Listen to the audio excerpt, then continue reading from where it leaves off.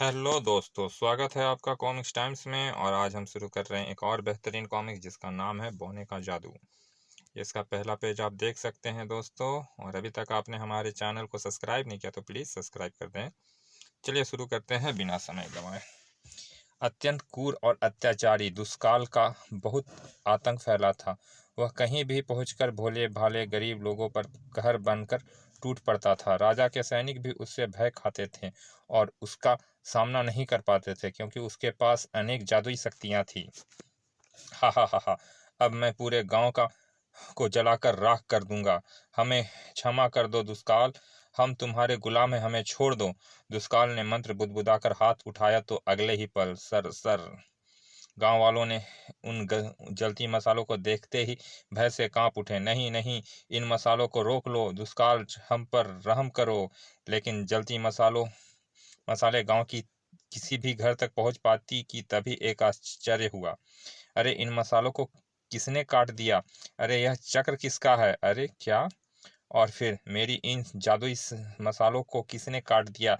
लेकिन अब मैं इन लोगों को जिंदा नहीं रहने दूंगा। धड़ धड़। गांव वालों, इन मसालों से तुम्हारे घर तो बच गए, देखता हूं अब तुम्हें मेरे हाथों से मरने से कौन बचाता है। लो बचो। और फिर अगले ही पल सर सर सर। पलक झपकते ही आकाश बाणों से भर गया। अब नहीं बचेंगे। बाण तेजी से उनकी ओर बढ़े तो लोगों में भगदड़ मच गई। भागो भागो, जान बचाओ बचाओ आ। लेकिन फिर एक आश्चर्य ने उन्हें चौंका दिया। कहीं से एक चक्र वहां प्रकट हुआ और उन बाणों को नष्ट करने लगा। अपने बाणों को नष्ट होते देख दुष्काल क्रोध से आग बबूला हो उठा। कौन है इन गांव वालों का शुभचिंतक? सामने क्यों नहीं आता? तभी मैं हूं इन गांव वालों की शुभचिंतक, राजकुमारी पल्लवी। दुष्काल इन निर्बल लोगों पर जादुई शक्तियों का प्रयोग करता है कायर। राजकुमारी पल्लवी, ओह तो तुमने बचाया इन सबको, लेकिन अब तुम नहीं बचोगी। दुष्काल ने हाथ उठाकर मंत्र पढ़ा। महाकाल के दिव्यास्त्र, इस राजकुमारी को अपने जाल में बांध लो, जाओ। दुष्काल ने दिव्यास्त्र पल्लवी की ओर फेंक फेंक मारा। दिव्यास्त्र तेजी से पल्लवी की के चारों ओर घूमने लगा। यह देखते ही पल्लवी मंत्र बोलकर चक्र को आदेश दिया। ओह, यह रस्सियां तो मुझे कैद कर लेगी। और उसमें से निकली जादुई रस्सियों ने पल्लवी को बांधना शुरू कर दिया। चक्र, मुझे इस जादुई बंधन से मुक्त कराओ। देखते ही देखते चक्र ने उन जादुई रस्सियों को काटना शुरू कर दिया। कुछ ही देर में पल्लवी स्वतंत्र हो चुकी थी और उसके आदेश पर चक्र दुष्काल की ओर बढ़ चला था। अरे यह चक्र तो मेरी ओर ही आ रहा है। मैं इस चक्र को नहीं रोक सकता, मुझे भाग निकलना चाहिए। अभी दुष्काल अपने रथ पर सवार हुआ ही था कि तभी हिन हिन हिन हिन। अरे ओह, अरे नहीं। घोड़े के पांव कटते ही दुष्काल रथ से कूदकर भाग निकला, जान बचाकर भाग गया। राजकुमारी जी, वह फिर आएगा और हमें जीवित नहीं रहने देगा। नहीं, अब तुम्हें दुष्काल से भयभीत नहीं होना चाहिए। मैं तुम लोगों की रक्षा करूंगी। राजकुमारी पल्लवी की जय हो। और फिर दुष्काल कहाँ चला गया, किसी को कुछ पता नहीं चला। एक वर्ष बाद पल्लवी के पिता चंद्रकेतु ने उसके विवाह के लिए स्वयंवर का आयोजन किया। राजकुमारी पल्लवी ने एक सुंदर राजकुमार के गले में वरमाला डालने के लिए हाथ उठाया ही थे कि तभी, ठहरो, इस राजकुमारी से कोई विवाह नहीं कर सकता। तुम सब भाग जाओ, नहीं तो मैं तुम सबको मार डालूंगा। दुष्काल, तेरा काल तुझे यहाँ खींच लाया है। मैं तेरे टुकड़े टुकड़े कर दूंगा। सेनापति विक्रांत, यह दुष्ट बचकर नहीं जाना चाहिए, घेर लो इसे। सेनापति विक्रांत बहुत से सैनिकों के साथ आगे बढ़ा। आओ आओ, आगे बढ़ो। त्रिशूल की आग ने सैनिकों को जला दिया। ओह, जल गया, हाय। राजा चंद्रकेतु सवय दुष्काल की ओर बढ़ा। दुष्ट, मैं तुझे जीवित नहीं छोड़ूंगा। लेकिन दुष्काल ने पीछे पीछे हटकर राजा का वार निष्क्रिय कर दिया। दिव्यास्त्र, वापस आओ। अगले ही पल दुष्काल के हाथ में त्रिशूल लौट आया और उसने तुरंत राजा पर प्रहार कर दिया। न नहीं, बचाओ। ओह, इस दुष्ट ने तो पिताजी को भी मार डाला। अब यह मुझे अवश्य पकड़ ले जाएगा। यह सोचते ही पल्लवी वहां से महल की ओर दौड़ पड़ी। मैं महल से अपना चक्र लाकर इस दुष्ट का सर्वनाश कर दूंगी। दुष्कल दुष्कल पल्लवी की खोजता हुआ महल के द्वार तक पहुंच गया था। दुष्कल, आज तू मेरे चक्र से नहीं बच सकेगा। उस दिन तो तूने भागकर जान बचा ली थी। तुझे अपने चक्र पर इतना अभिमान है तो चला अपना चक्र। पल्लवी ने तुरंत चक्र का प्रहार किया सर, लेकिन चक्र दुष्काल के पास आते आते लौट गया। हा हा हा। अरे यह क्या, मेरा चक्र क्यों लौट आया? हैरान ना हो राजकुमारी, जब मैंने पहले से अधिक शक्ति प्राप्त कर ली है। इस बौने शांतानु ने मेरे साथ रहते कोई मेरा कुछ नहीं बिगाड़ सकता, और जब मेरा बौना शांतानु तुम्हें बंदी बना ले जाएगा। दुष्काल ने बौने को आदेश दिया, शांतानु इस सुंदर राजकुमारी को पकड़ लाओ। चक्र, इस बौने से मेरी रक्षा करो। चक्र तेजी से बौने की ओर बढ़ा और तभी बौने ने उछलकर चक्र को पकड़ लिया। ओह, इस बौने ने तो चक्र पकड़ लिया। अवश्य यह कोई शक्तिशाली बौना है। यह सोचते ही पल्लवी वहां से महल की ओर दौड़ पड़ी। बौने शांतानु, वह भाग रही है, उसे तुरंत पकड़ कर लाओ।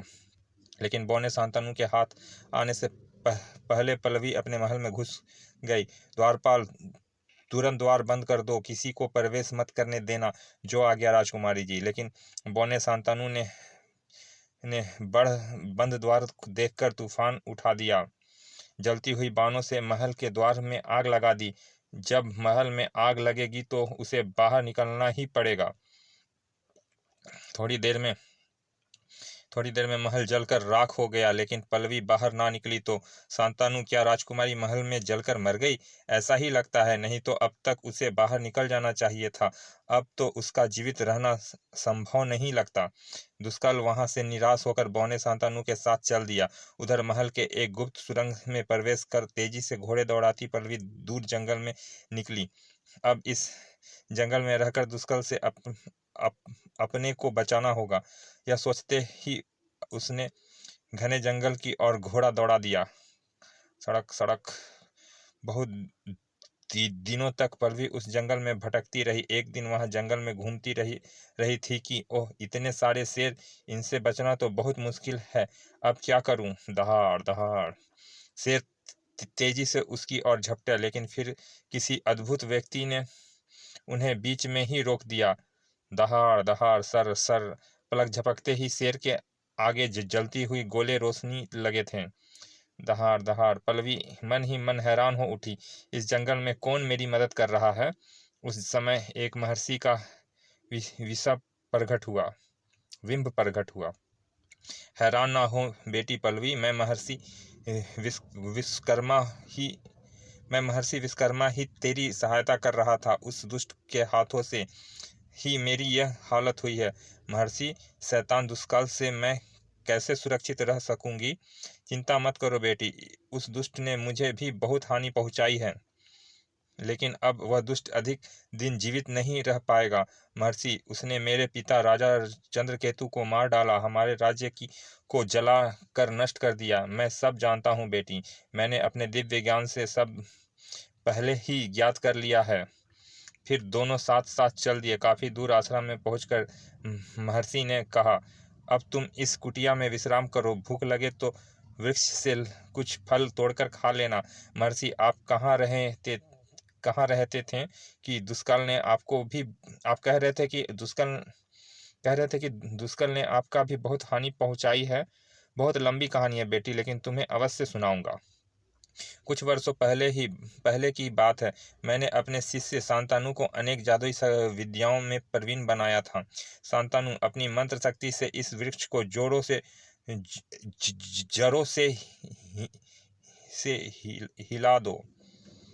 जो आज्ञा गुरुदेव। अगले ही पल मंत्र शक्ति से शांतानु ने आंधी चला दी। साए साए। शांतानु, कोई भयंकर राक्षस तुम पर आक्रमण कर दे तो इस वृक्ष की सहायता से कैसे बचोगे? मैं इस वृक्ष को पवन वेग से उस राक्षस पर फेंक दूंगा गुरुदेव। शांतानु, हम तुम्हारे पवन वेग को अपनी आंखों से देखना चाहते हैं। अच्छा गुरुदेव, मैं अभी प्रहार करके दिखाता हूँ। और फिर मंत्र शक्ति से शांतानु ने उस विशाल वृक्ष को आकाश में उड़ा दिया। इस उड़ते हुए वृक्ष को मैं पवन की गति से किसी भी राक्षस व दूसरे शत्रु से टकराकर विनाश कर सकता हूँ। शाबाश शांतानु, तुम परीक्षा में उत्तीर्ण हुए, लेकिन इस विद्या का दुरुपयोग कभी ना करना। इस तरह मैंने शांतानु को प्रवीण बनाया था, लेकिन एक दिन वह दुष्ट दुष्कल उसे उठाकर ले गया। लेकिन महर्षि शांतानु तो अत्यंत शक्तिशाली था, फिर दुष्कल ने उसका अपहरण कैसे किया?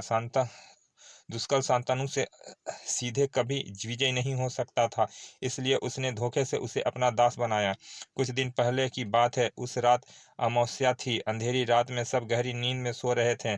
खर खर दुष्कल ने शांतनु की कुटिया में प्रवेश किया और जब तक शांतनु की नींद खुलती उसने एक अभिमंत्रित कील उसके सिर में ठोक दी।